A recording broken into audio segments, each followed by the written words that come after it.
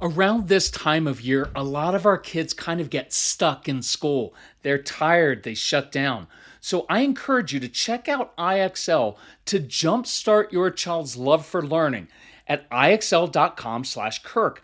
IXL is an online learning program that can be used by any student from K to 12, whether they're struggling in a particular subject or if you're homeschooling. IXL uses engaging video tutorials and positive learning games that teach your kids the way your kids learn best and to give your kids control over how they learn and what they learn about, because your kids can explore any topic in any grade level. And our kids thrive on positive feedback, and IXL consistently reinforces success. Make an impact on your child's learning. Get IXL now. Calm Parenting Podcast listeners get an exclusive 20% off an IXL membership when you sign up today at ixl.com/Kirk. So visit ixl.com/Kirk to get the most effective learning program at the best price. Hey, moms and dads, when you're tired, it's easy to be reactive and be agitated by your kids. So prioritize yourself and sleep better with Cozy Earth's ultra soft, temperature regulating sheets and PJs. Look, we wrap ourselves in Cozy Earth 24/7. Make sure you use our special code for 40% off. These Cozy Earth bamboo sheets make a huge difference for us. These are the softest, coolest, most luxurious sheets you will ever own. We fall asleep quicker, we stay in that deeper sleep, and we just feel more refreshed in the morning. We've also noticed, look, at night, when we change into our Cozy Earth pajamas and just casual wear, it kind of invites us to settle into sleep mode. And it's risk-free. Take 100 nights to decide with the Cozy Earth sleep trial. And every Cozy Earth bedding product comes with a 10-year warranty. Visit CozyEarth.com/Calm and use my exclusive code CALM for 40% off best-selling sheets, towels, pajamas, and more. And let Cozy Earth know you heard it from us. That's CozyEarth.com/Calm with the code CALM for 40% off. So I posted on Facebook today and asked parents, what are you struggling with most? And I promised to record a quick podcast to address these issues. So please keep in mind, these are quick answers. I hope you find them helpful. And I do ask you to give me a little bit of leeway here for some slightly flippant or different kind of answers that I haven't given before. For those who don't know, this is Kirk Martin, founder of Celebrate Calm. You can find us at Celebrate Calm. Let us know if you need anything. We'll help you out. So here's the first question. How do you get over not feeling like you need everybody to be happy and like not feeling like you're responsible for everyone's happiness?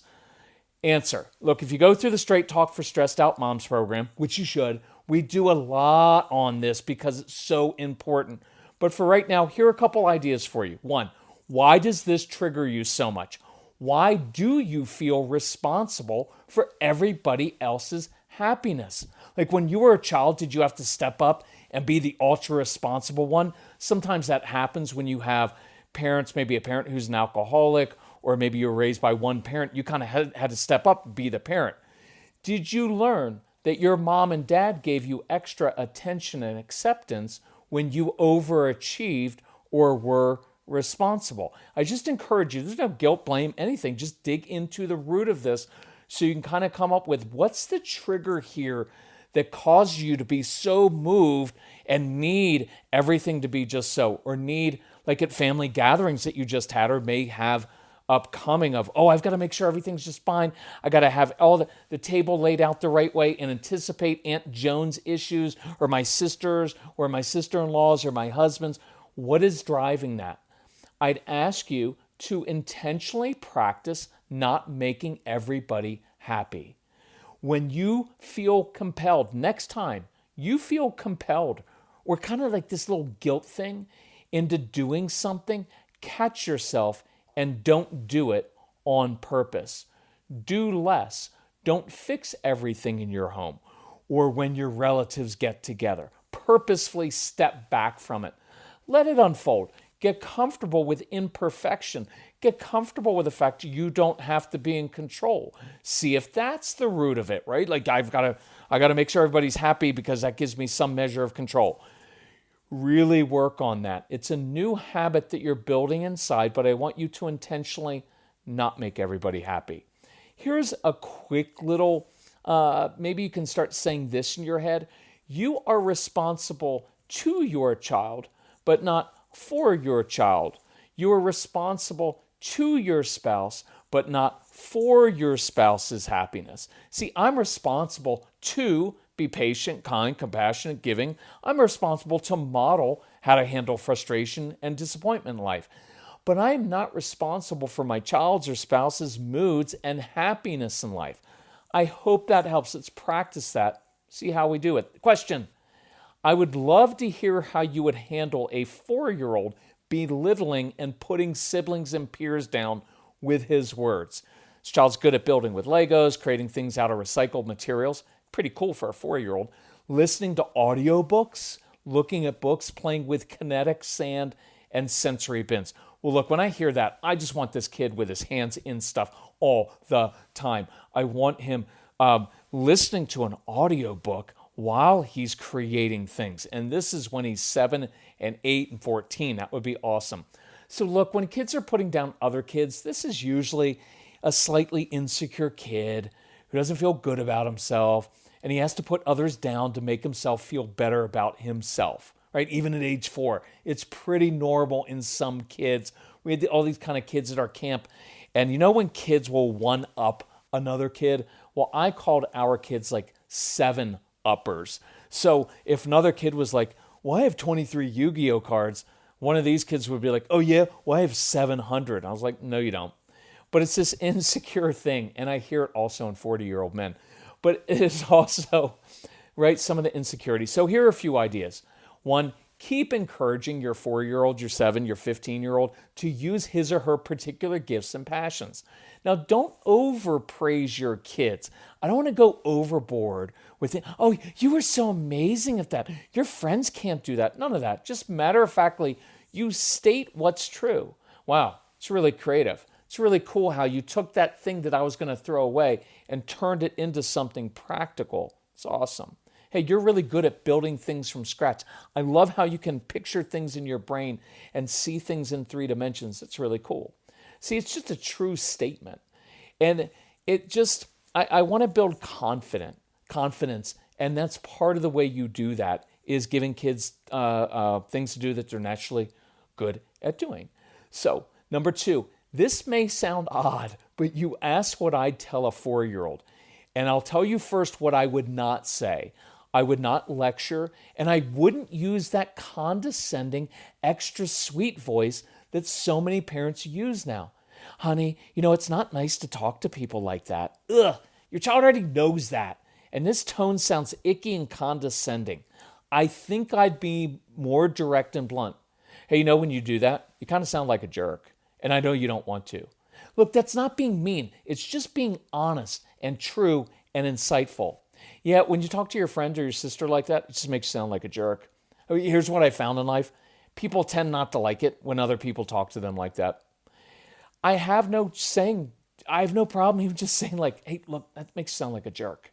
Because it does. And sometimes these kids need a more direct style of communication.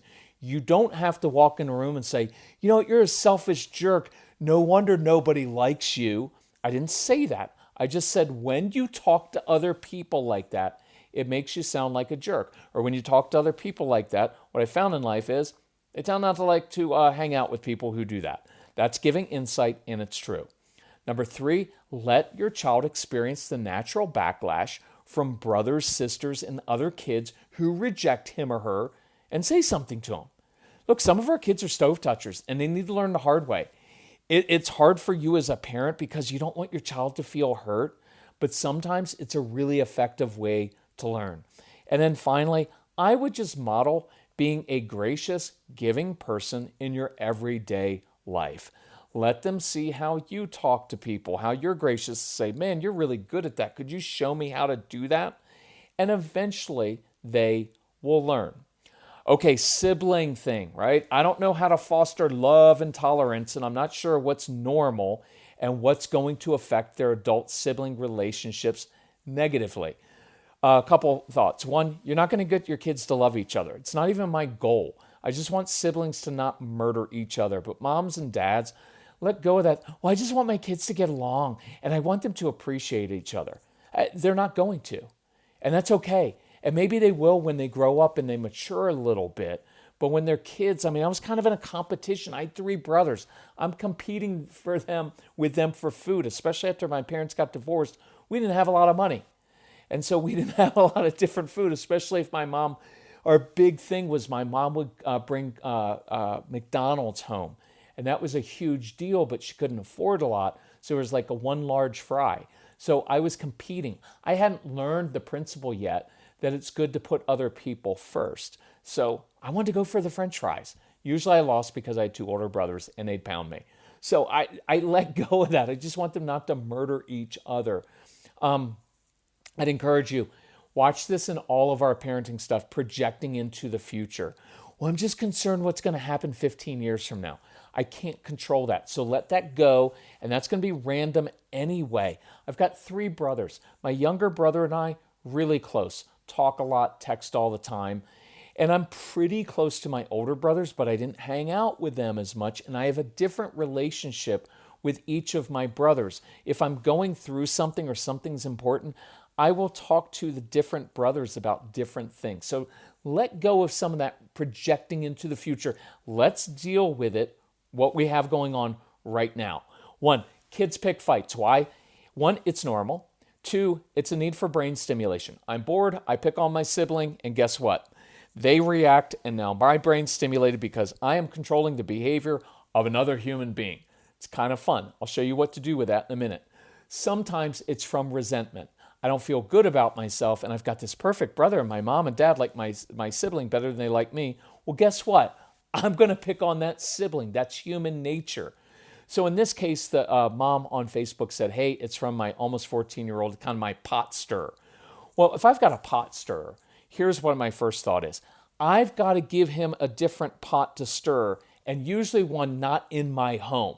That child's needs a bigger mission, needs some brain stimulation. So one of my favorite things to do, and you're going to hear me say this, and you're going to reject it because it sounds weird, go to a neighbor if you have one, if you live in a neighborhood, and find an older couple or someone who will give your child a job to do, especially if they talk to your child directly. Hey, Jacob, I need your help.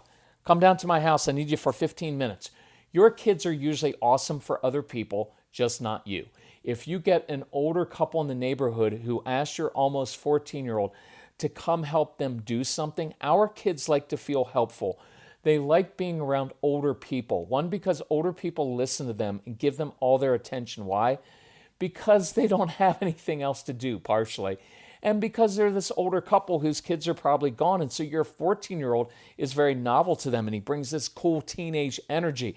And it brings them back to their own teenage years. And it brings them back to being a parent. But they don't have all their anxiety about your 14-year-old because he's not your kid. And so they're probably really, their conversations with him are probably very natural. And now your 14-year-old has the intention of another adult who's not telling him to do his chores and to do his homework and all these other things, and he's helping them. There's something very magical about seeing, I'll throw this in, about having something to give to someone else, to know that you're valuable. So I like at that age, when your kids get into that preteen and teen years, mission and mentor. I want them out of the home. I want them doing something for a neighbor, in your community, at school, church, synagogue, mosque, wherever it is, doing something for someone else, serving other people, because what that does is I get out of my own head, and my whole world isn't just about me, which is normal for teenage years. Everything's in the moment. And so I want to get them out of that. And so service projects, feeding the homeless, doing something for an older couple down the street, starting their own little business. Find any mentor that you can. It doesn't have to be an official mentor. Any other older person or adult who can give them some kind of job to do and says, oh, I could really use your help. That gives your child something to focus on. It gets them out of the home for a little bit, and space is really important.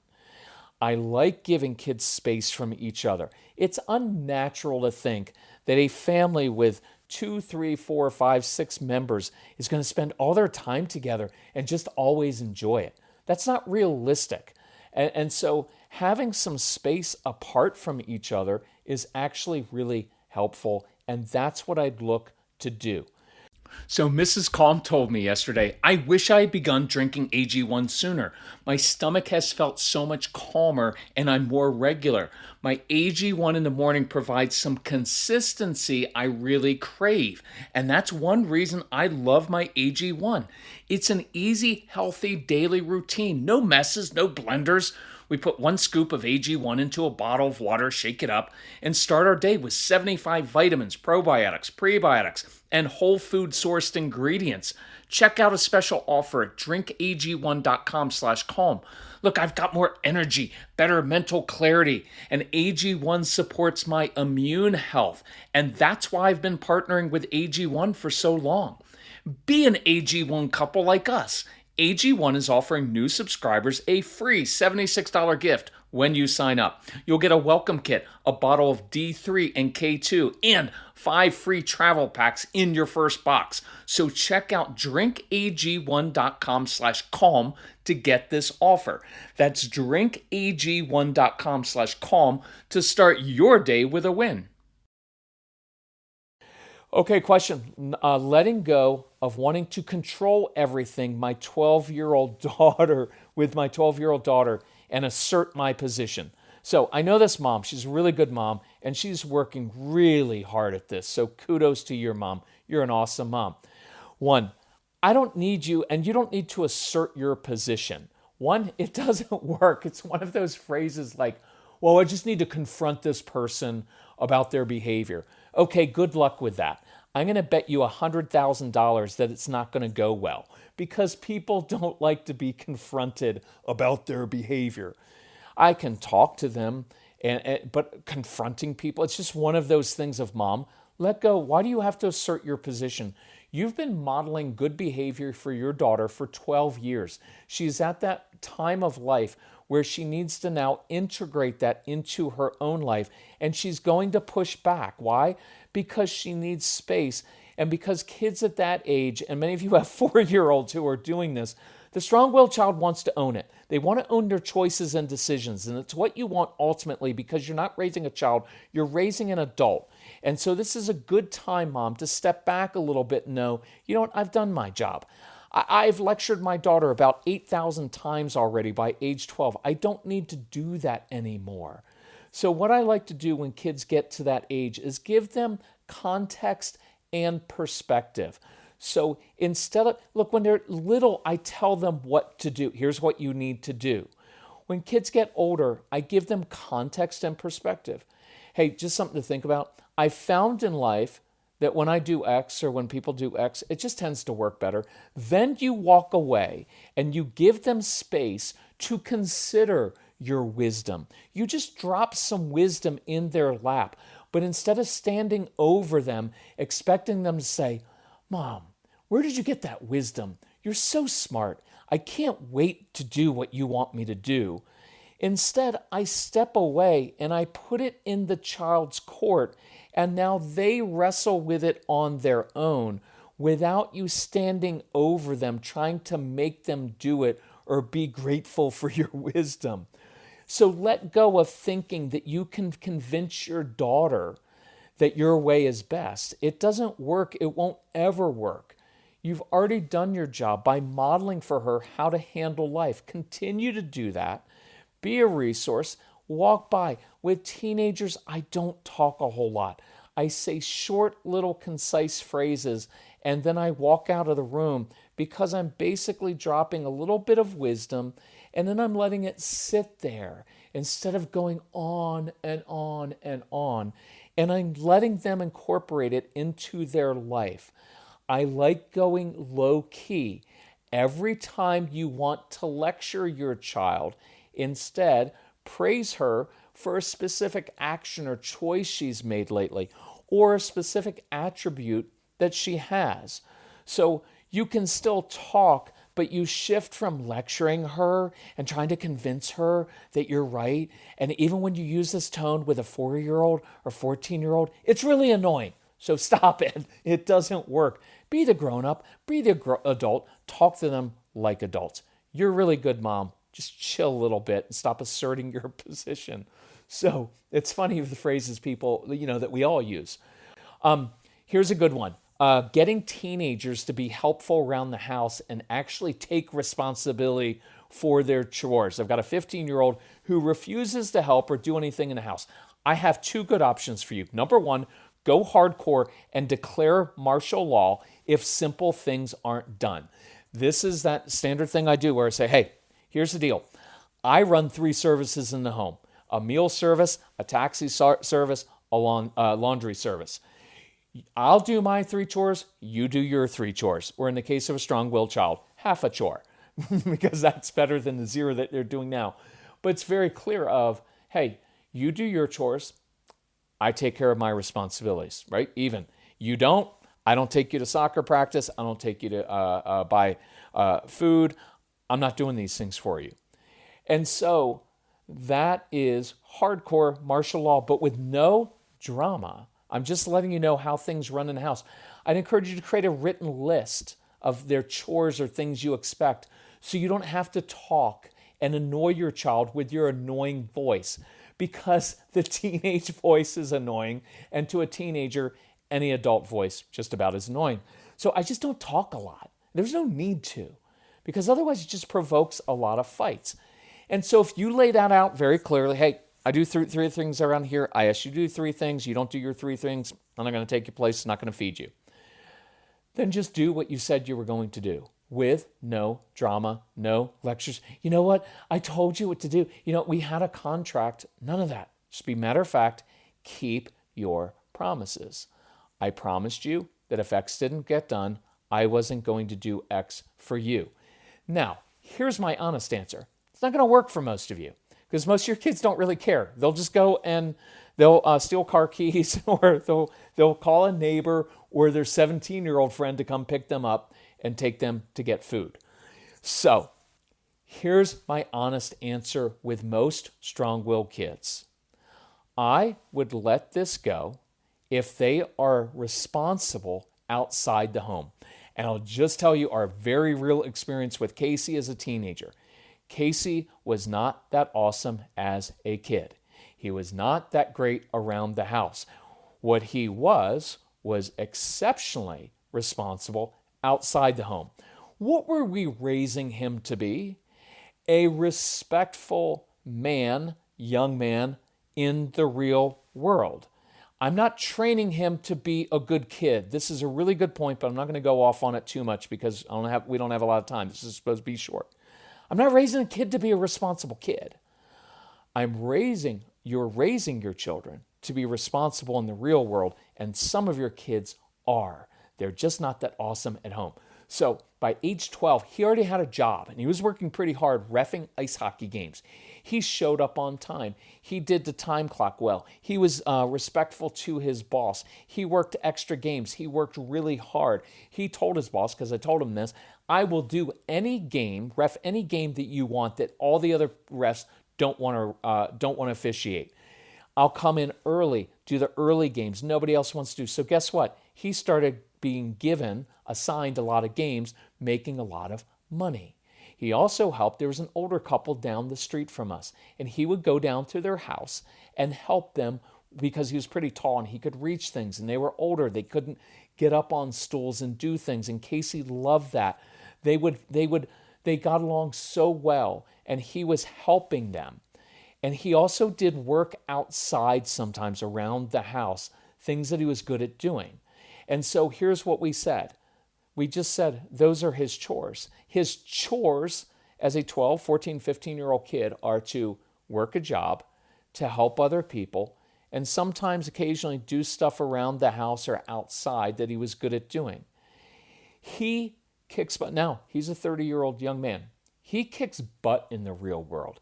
He is running the largest catering company in Jackson Hole, Wyoming, while he works full-time for me. Why?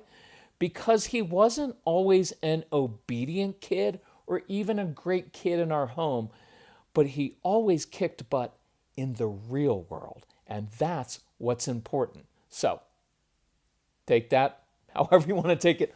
What advice do you give your middle school child who constantly struggles with kids picking on him? He's not the sports kid, so he's in the minority. He has a few friends, they're just not in any of his classes. Okay, a couple of things. It's very, very common. Most of the kids I work with, they do not do well in sports. If it's sports, it tends to be an individual sport like swimming, gymnastics, taekwondo, even ice hockey, which is a team, but it's also kind of very individual and very physical. They're good at very physical things. So here are a couple things. One, I would normalize that middle school stinks. It is the hardest. I would tell my son, which is what I told my son, this is the hardest time of your entire life. Middle school stinks. It is an aberration. Middle school life will never happen again for the rest of your life, ever. It's a weird time of life where everybody's hormonal, where you're in between being a little kid and being a grown-up. Everybody's awkward. It's weird. Don't worry about it.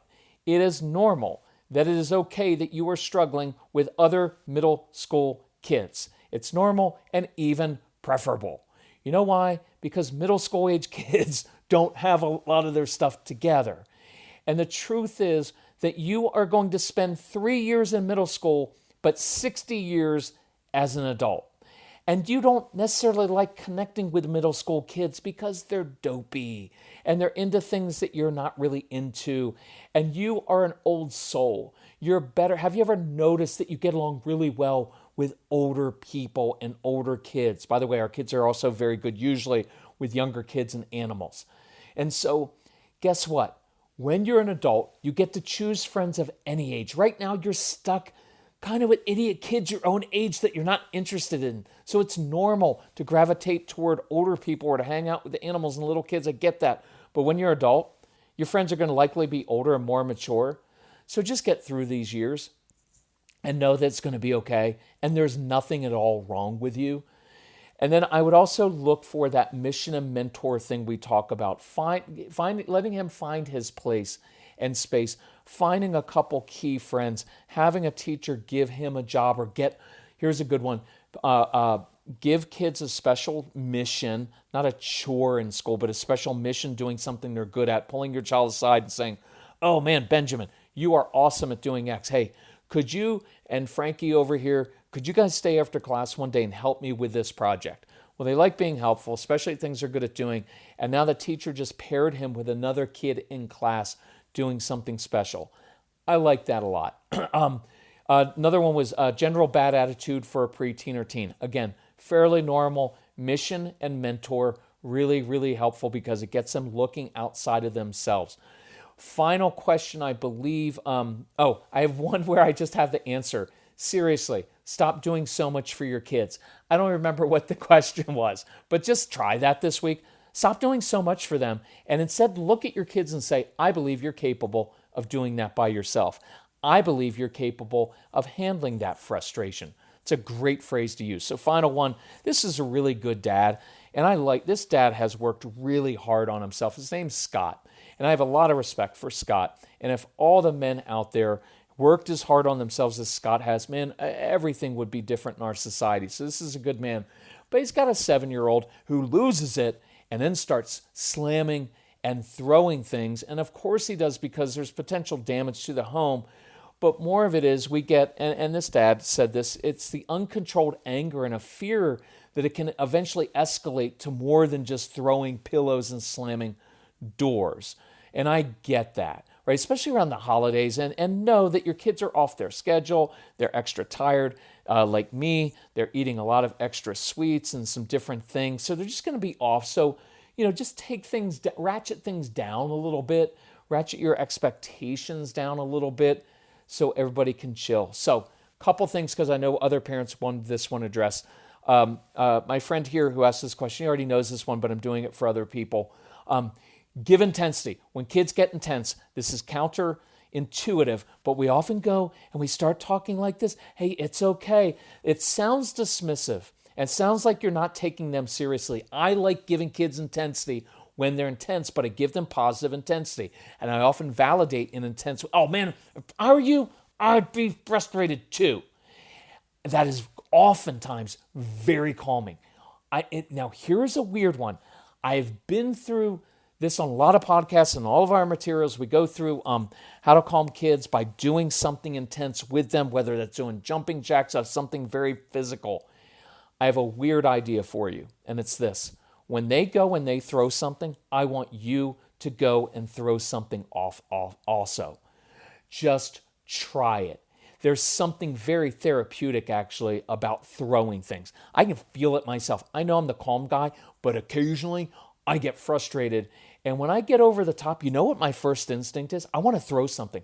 Like, it's usually my phone, but I'm too cheap to throw it really hard because I don't want it to break, because then I'll feel like an idiot and it'll cost a lot of money to break it, and I didn't buy the warranty for it. So if I throw it, and I have done this, I will often throw it at the sofa. You know why? Because the sofa's soft, and I'm not an idiot. When I lose it, I try to stay a little bit under control. But there's something very therapeutic about throwing something. So I was doing this phone consultation with this couple a couple weeks ago, and I said, hey, I've got an idea for you, which is weird.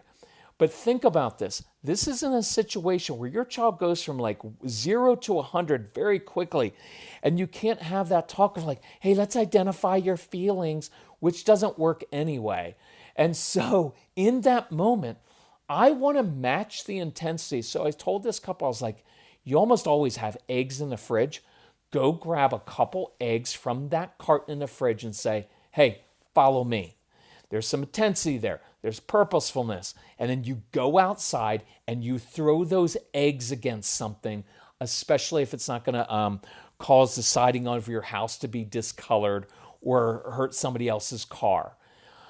Throwing eggs is kind of cool because it feels good in your hand. You throw it, it splats, and there's something about that. I know that may be weird, but you could set up some things in your basement, in your backyard, where you have cans set up and you have some tennis balls out there and you throw them and you knock those cans off because it feels good. There's something concrete about hitting something off of something else. You get the sound, you get the, even hitting something, a punching bag, all those things are great. Even feeling that like vibration in your hand, the sound of it, completing a task sometime of, that's why I have for a lot of our kids, shoveling mulch, digging holes, doing very physical work is very, very therapeutic. And this is why I love one of our ideas you'll hear if you listen to the Dad's program is for a dad to come home from work one day or come out of his home office and say, guys, I am frustrated. I had a really hard day at work. I'm so PO'd. All these things have been going wrong in my day. Will you guys do some push-ups with me? And I guarantee you, if dad gets down on the floor, moms, you can do this too, but I like doing this with dads, is dad gets down on the floor and starts doing push-ups, I guarantee you, little kids are going to start doing push-ups with him. Now, your strong-willed child's going to be like, bet you can't do 20, Dad. Get down lower. Can I hop on your back? If they're not too heavy, just do it. And here's what's cool. The dad in the home has now just modeled what? Things don't always go my way. I get frustrated. I'm disappointed. And instead of throwing things and hitting things and yelling at people and slamming the front door, my dad does his push-ups or whatever it is that you do physically. That's great modeling. But for the dad who asked this, I think I try both the intensity of the positive intensity, like, I'll be frustrated too, and then let's do something like grabbing a couple eggs or having a plan. I like to have things. You know your child is like this, so have a plan for how to deal with when he's emotionally on fire. It's like having a plan in your home. Hey, if our home catches on fire, here's our plan. Here's our escape plan. You practice it. This is what we do. So when someone is emotionally on fire in the home, how do you handle that? Okay, I got to stop. This ended up being 30 minutes. I hope you find this helpful. I will put this on the Facebook page for those who are on there. I know there are some people who asked some other questions, and I will get to those on maybe another podcast. But if we can help you in any way, reach out to our son Casey, Casey, celebratecalm.com. He'll help you out. We do have our Christmas sale. We're going to extend it. Why? Because why not? And look, even if we don't, just email Casey and say, hey, I need your resources. Here's my budget. Here's what I can do. Can you work with me? And Casey's answer will always be, of course I can work with you because you're not my mom and dad. because he's like your kids. I'm kidding, but he will help you. So, hey, if we can help you with anything else, please let us know. Love you all. Bye-bye.